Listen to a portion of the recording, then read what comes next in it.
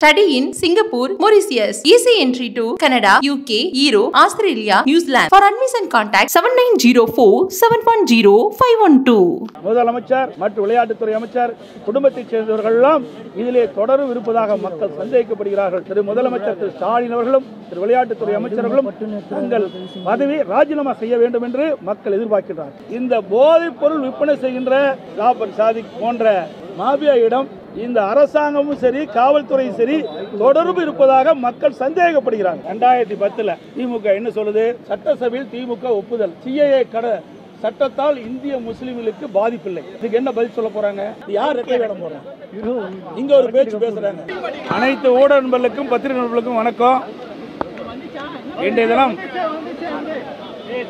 தமிழகத்தில் போதை நடமாட்டம் அதிகரித்து தமிழகம் போதைப் பொருள் விற்பனையுடைய மையமாக திகழ்ந்து கொண்டிருக்கின்றது. நான் பலமுறை சட்டமன்றத்தில் பேசுகின்ற பொழுது தமிழகத்தில் போதைப் பொருள் நடமாட்டம் அதிகரித்துள்ளதாகவும் இதனால் மாணவர்கள், இளைஞர்கள், பொதுமக்கள் போதைப் பொருளுக்கு அடிமையாகி சீரழிக்கின்ற ஒரு சூழ்நிலை ஏற்பட்டுள்ளதாகவும் நான் தெரிவித்திருக்கின்றேன். அது மட்டுமல்ல, கடந்த 2.5 ஆண்டு காலமாக இந்த விடியா திமுக ஆட்சி பொறுப்பேற்ற பிறகு தொலைக்காட்சியில் சந்திக்கின்ற பொழுதும் சரி, பத்திரிகையாளர்களை சந்திக்கின்ற பொழுதும் சரி, தமிழகத்தில் போதைப் பொருள் நடமாட்டம் அதிகரித்து போதைப் பொருள் விற்பனை எங்கே பார்த்தாலும் நடைபெற்று வருகிறது. இதை இந்த விடியா திமுக அரசு தடுத்து நிறுத்த வேண்டும் என்று நான் பலமுறை வலியுறுத்தியிருக்கின்றேன். ஆனால் இந்த விடியா திமுக அரசு, திரு ஸ்டாலின் தலைமையில் இருக்கின்ற அரசு இதற்கு எந்தவித நடவடிக்கையும் எடுக்காத காரணத்தினாலே இன்றைக்கு தமிழகத்தில் போதைப் பொருள் நடமாட்டம் அதிகரித்து இன்றைக்கு மொத்த போதைப் பொருள் விற்பனை மையமாக தமிழகம் திகழ்ந்து கொண்டிருக்கின்றது. இதையெல்லாம் கண்டித்துத்தான் இன்றைய தினம் இந்த ஆர்ப்பாட்டத்தை நாங்கள் நடத்தியிருக்கின்றோம். அது மட்டுமல்ல, இன்றைக்கு மாபியா, போதைப் பொருள் மாபியா ஜாபர் சாதிக் என்பவர் இந்த போதைப் பொருள் விற்பனையை அமோகமாக செய்து வந்திருக்கின்றார் பல ஆண்டு காலமாக. குறிப்பாக இவர் திமுகவில் அயலக அணி அமைப்பாளராக பொறுப்பு வகிக்கிறார். அண்மையில் வெளிநாட்டுக்கு போதைப்பொருள் கடத்தியதாக கைது செய்யப்பட்டு மத்திய போதைப்பொருள் தடுப்பு பிரிவு அதிகாரிகளுடைய கஸ்டடியில் இருப்பதாக ஊடக செய்தி, பத்திரிகை செய்தி. இவர் பல ஆண்டு காலமாக 45 முறை இந்த போதைப் பொருளை வெளிநாட்டுகளுக்கு விற்பனை செய்திருக்கின்றார். இதனால் பல்லாயிரக்கணக்கான கோடியை இவர் சம்பாதித்திருக்கிறார். இவர் சம்பாதித்த அந்த பணத்தை திமுக நிர்வாகிகளுக்கு அளித்ததாகவும், அதோடு ஹோட்டல், சினிமா பட தயாரிப்பு, இன்னும் பல அரசியல் கட்சியினுடைய சேர்ந்தவர்களுக்கு நிதி வழங்கியதாகவும் செய்தி வெளியாகியுள்ளது. இதையெல்லாம் முறையாக விசாரித்து நடவடிக்கை எடுக்க வேண்டும் மத்திய அரசாங்கம் என்று வலியுறுத்தி இன்றைக்கு மனித சங்கிலி போராட்டம் அனைத்து இந்திய அண்ணா திராவிட முன்னேற்ற கழகத்தின் சார்பாக இன்றைக்கு தமிழகம் முழுவதும் நடைபெற்றுக் கொண்டிருக்கின்றது. இன்றைக்கு மாநகராட்சி, நகராட்சி, பேரூராட்சி என்ற எல்லா பகுதியிலும் இந்த விடியா திமுக அரசு போதைப் பொருள் தடுக்காத காரணத்தினால் இன்றைக்கு தமிழகம் ஒரு போதைப் பொருள் மாநிலமாக உருவாகியிருக்கின்றது. இதை தடுத்து நிறுத்தி இந்த போதைப் பொருள் ஈடுபட்டுள்ளவர்களை உரிய சட்ட நீதியாக நடவடிக்கை எடுக்க வேண்டும் என்று நான் வலியுறுத்தியிருக்கின்றேன்.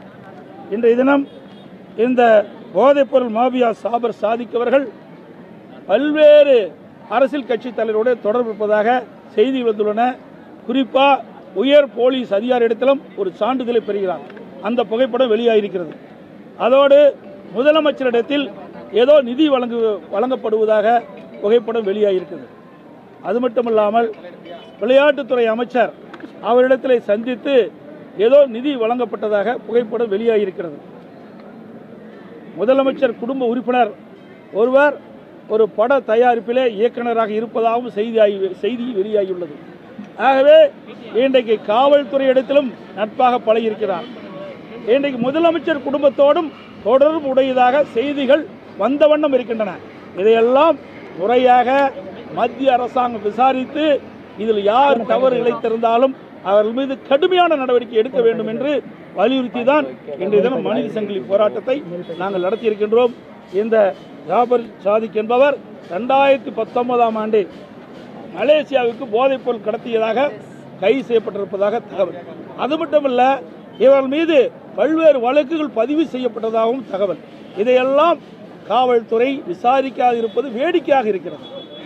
அது மட்டும் இல்லாமல் இந்த கடந்த 10 நாட்களில் மட்டும் நிறைய போதைப்பொருள் இன்றைக்கு கண்டுபிடிக்கப்பட்டிருக்கின்றது. இன்றைக்கு தமிழகத்தில் பார்த்தீங்கன்னா இந்த ஜாபர் சாதிக் அவர்கள் இந்த போதைப் பொருளில் ஈடுபட்டு உள்ளதாக செய்திகள் வந்துள்ளன. இந்த 10 நாட்களில் மட்டும் இன்றைக்கு 150 கோடி ரூபாய் மதிப்புள்ள போதைப்பொருள் மிகவும் விட்டமைன் 36 கிலோ கண்டுபிடிச்சிருக்கிறாங்க. அதே போல் கொடுங்கையூர் குப்பை கிடங்கில் இன்றைக்கு அந்த போதைப்பொருள் கண்டுபிடிச்சிருக்கிறாங்க. ராமேஸ்வரம் மண்டபம் கடற்கரை அருகே 108 கோடி ரூபாயில் 100 கிலோ போதைப்பொருள் கண்டுபிடிக்கப்பட்டது. நேற்றைய தினம் கூட புதுக்கோட்டையில் 110 கோடி ரூபாய் மதிப்புள்ள போதைப்பொருள் பறிமுதல் செய்யப்பட்டது. இது எல்லாமே மத்திய போதைப்பொருள் தடுப்பு பிரிவு தான் கண்டுபிடிச்சு இதை வெளியில் கொண்டாந்துருக்கிறாங்க. மாநிலத்தில் இருக்கின்ற காவல்துறை அதிகாரிகள் கும்பகரன் போல் தூங்கி கொண்டு இருப்பது வேதனை அளிக்கின்றது. எவ்வளவு கோடி மதிப்புள்ள போதைப் பொருள்கள் தமிழகத்திலிருந்து மத்திய போதைப்பொருள் தடுப்பு பிரிவு அதிகாரிகள் கண்டுபிடித்திருக்க சொன்னால் தமிழகத்தின் காவல்துறை என்ன செய்து கொண்டிருக்கின்றது, இந்த அரசாங்கம் என்ன செய்து கொண்டிருக்கின்றது? இதுதான் மக்களுடைய கேள்வி.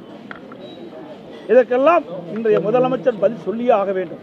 அது மட்டும் இல்லாமல் இந்த போதைப்பொருள் தடுக்க தவறிய இந்த விடியா திமுக அரசு இன்றைக்கு காவல்துறை உயர் அதிகாரிகள், முதலமைச்சர் மற்றும் விளையாட்டுத்துறை அமைச்சர், குடும்பத்தைச் சேர்ந்தவர்கள் எல்லாம் இதிலே தொடர்பு இருப்பதாக மக்கள் சந்தேகிக்கப்படுகிறார்கள். இதுக்கெல்லாம் முழு விசாரணை தேவை. இதையெல்லாம் தார்மீக பொறுப்பேற்று திரு முதலமைச்சர் திரு ஸ்டாலின் அவர்களும் திரு விளையாட்டுத்துறை அமைச்சர்களும் தங்கள் பதவியை ராஜினாமா செய்ய வேண்டும் என்று மக்கள் எதிர்பார்க்கிறார்கள்.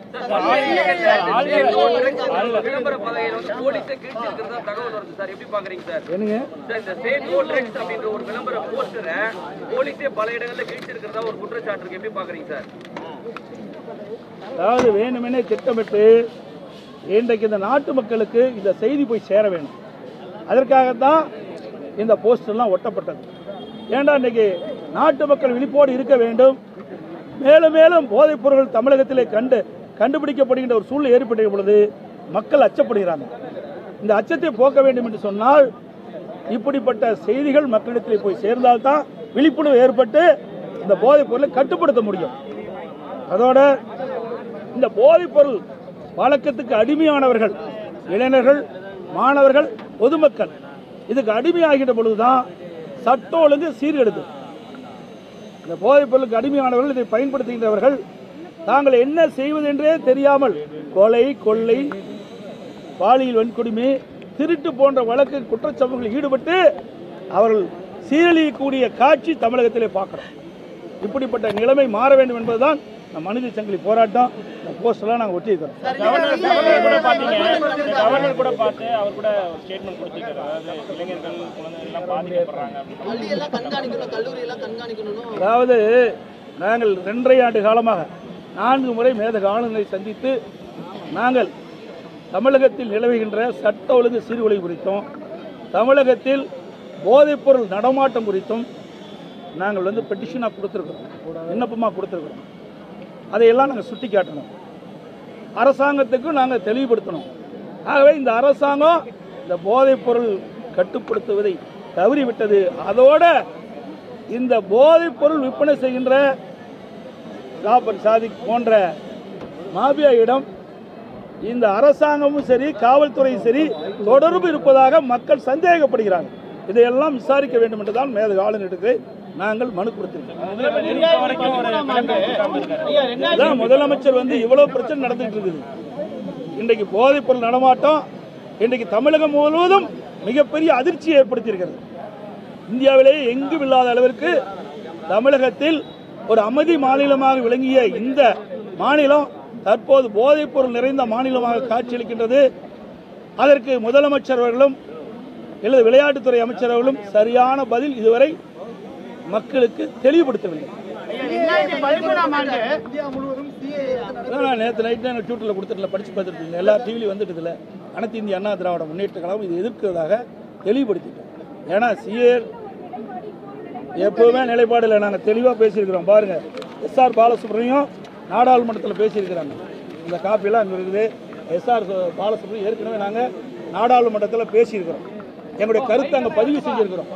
அனைத்து இந்திய அண்ணா திராவிட முன்னேற்ற கழகத்தை பொறுத்த வரைக்கும் மத அடிப்படையில் பிரிக்கக்கூடாது, எல்லாருக்கும் ஒரே சமமான நீதி வழங்க வேண்டும் என்று ஏற்கனவே எங்களுடைய தரப்பு நாடாளுமன்ற உறுப்பினர் நாடாளுமன்றத்திலே பேசியிருக்கிறார். அதுக்கு எல்லா பொறுப்பு இருக்குது. அது மட்டும் இல்லை, நீங்கள் கேள்வி கேட்குறீங்க,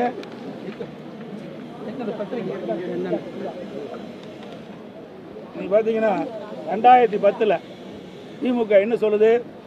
சட்டசபையில் திமுக ஒப்புதல், சிஏஏ சட்டத்தால் இந்திய முஸ்லிம்களுக்கு பாதிப்பில்லை. இதுக்கு என்ன பதில் சொல்ல போறாங்க? அடுத்தது,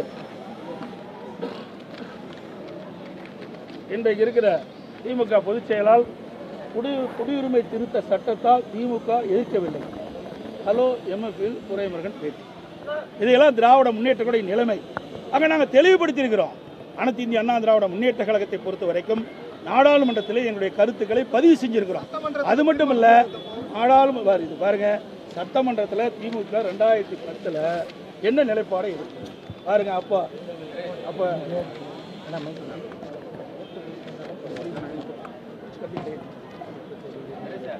பாருங்க, குடியுரிமை சட்டத்துக்கு சட்டசபையில் திமுக ஒப்புதல் 2010 திமுக யார் ரெட்டை வேடம் போறாங்க? இங்க ஒரு பேச்சு பேசுறாங்க. அன்றைக்கு ஆளுகின்ற கட்சி மத்தியில் இருக்குது, இங்கேயும் ஆளுகின்ற கட்சி இருக்குது. அப்போ ஒரு நிலைப்பாடு அவளே தெளிவா சொல்லியிருக்காங்க பாருங்க. சட்டசபையில் திமுக ஒப்புதல், சிஏஏ சட்டத்தால் இந்திய முஸ்லிமுக்கு பாதிப்பில்லை. திராவிட முன்னேற்ற கழகத்துடைய ஒப்புதல் வாக்குமூலம் சட்டமன்றத்தில். அதுக்கு பிறகு நீங்க பாத்தீங்கன்னா துரைமுருகன் அவர்கள் 2020 குடியுரிமை திருத்த சட்டத்தை திமுக எதிர்க்கவில்லை. ஹலோ எம்எஃப்இல் துரைமுருகன் அவர்கள் இதெல்லாம் கொடுக்கப்பட்டிருக்கிறது. எங்களுடைய நிலைப்பாட்டை தெளிவாக சொல்லியிருக்கிறோம். அது மட்டும் இல்லை, இன்றைக்கு இந்த குடியுரிமை சட்டத்தை வருகின்ற பொழுது இன்றைக்கு நம்முடைய இலங்கையிலிருந்து அங்கே பல்வேறு இன்னலுக்கும் துன்பத்துக்கும் ஆளாகப்பட்டு தமிழகத்தில் குடியேறிய அவர்களுக்கும் இந்த குடியுரிமை சட்டத்தில் சேர்க்கப்பட்டு குடியுரிமை வழங்க வேண்டும் என்பது எங்களுடைய ஆணித்தரமான கேள்வி. இன்றைக்கு நான் சொல்றேன், சட்டமன்றத்தில் தெளிவுபடுத்தியிருக்கிறேன். தமிழகத்தில் இருக்கின்ற எந்த ஒரு சிறுபான்மை மக்கள் பாதிக்கப்பட்டாலும் அதற்கு நாங்கள் எதிர்ப்போம், முறியடிப்போம், துணை இருப்போம். சட்டமன்றத்திலே பதிவு பண்ணியிருக்கிறேன். ஏன்னா எடுத்து பார்த்தேன்.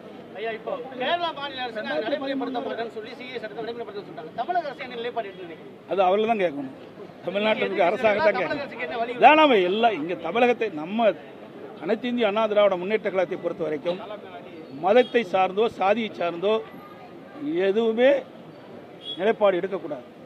இந்தியா மதச்சார்பற்ற ஒரு நாடு. இந்தியா மதச்சார்பற்ற ஒரு நாடு. ஆக மதத்தின் பேரிலே மக்களை பிரிக்கக்கூடாது, அனைவரையும் சமமாக கருத வேண்டும். அதுதான் எங்களுடைய நிலைப்பாடு. அனைவருக்கும் வணக்கம், நன்றி.